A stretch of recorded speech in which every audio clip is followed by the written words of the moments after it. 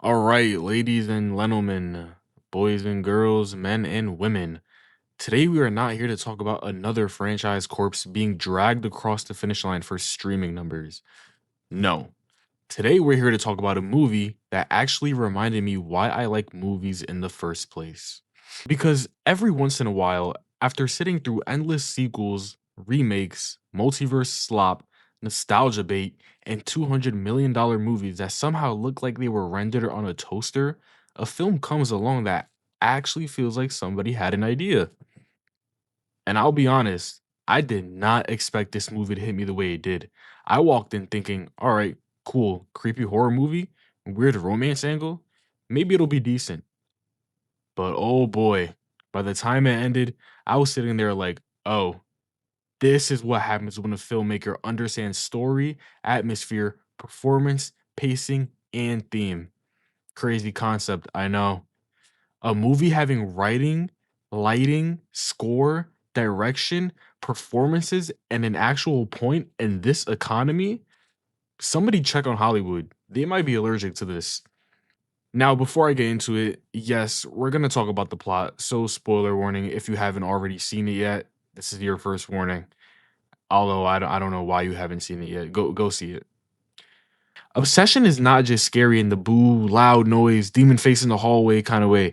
It's scary because the entire movie is built around something extremely human, wanting someone who doesn't want you back, or at least thinking they don't. That's what makes this movie so good. The supernatural stuff is there, obviously. The cursed object, the wish, the horror spiral, all of that is the engine, but the fuel is insecurity. The movie follows Bear, a music store employee who has feelings for his childhood friend and coworker, Nikki.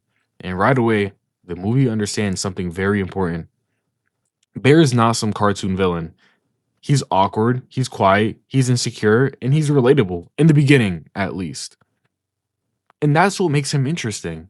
Because this movie doesn't introduce him as this evil mastermind, it introduces him as pathetic in a very believable way. Not pathetic like point and laugh, but pathetic like, oh no, I recognize this type of dude. He likes Nikki, he wants Nikki, he thinks about Nikki, but the problem is he doesn't really see Nikki as a full person. He sees her as the answer to his loneliness. And that is where the horror begins.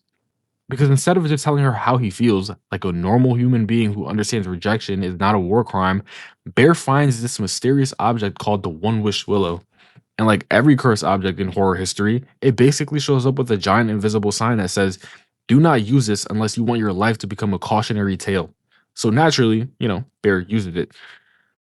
Because horror characters see a cursed item and immediately start acting like they have the survival instincts of a goldfish.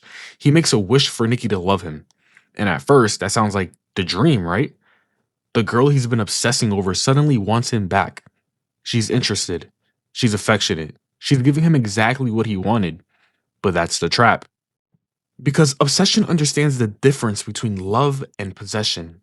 Bear didn't wish for a relationship. He didn't wish for connection. He didn't wish for courage. He didn't wish to become the kind of person who could actually earn someone's love. He wished to control how someone else felt. And that one choice turns the entire movie into a nightmare. Because once Nikki starts changing, the movie becomes painfully uncomfortable in the best way possible. At first, it's subtle. She's a little too attached, a little too intense, a little too available. The kind of thing Bear probably thought he wanted when he was alone in his room, romanticizing the idea of her. But then it just kept escalating.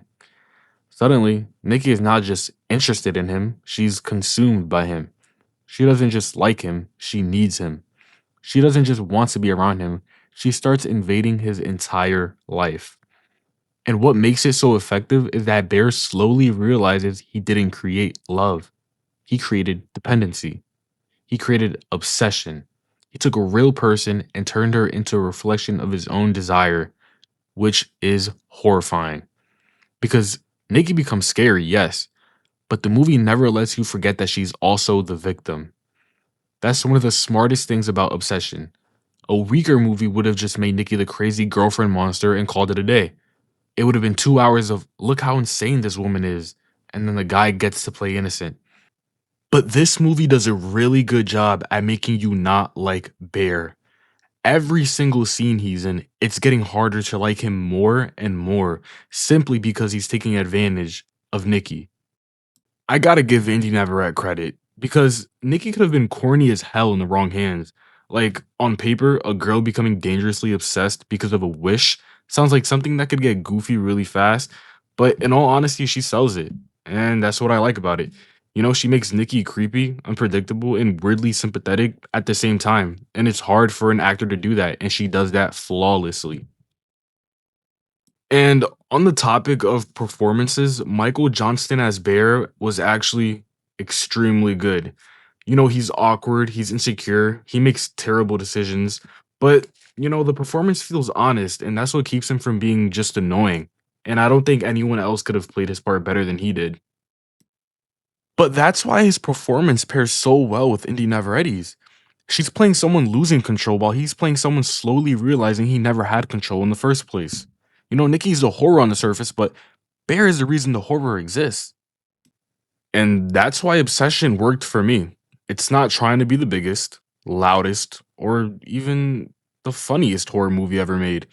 It's a simple story about wanting someone so badly that you don't stop to think about what it actually means if they don't have a choice. It's not perfect, but it's effective. The performances are strong, the concept is disturbing, and by the end, it leaves you with that uncomfortable feeling that maybe love without free will isn't love at all. But that's just my take. See ya.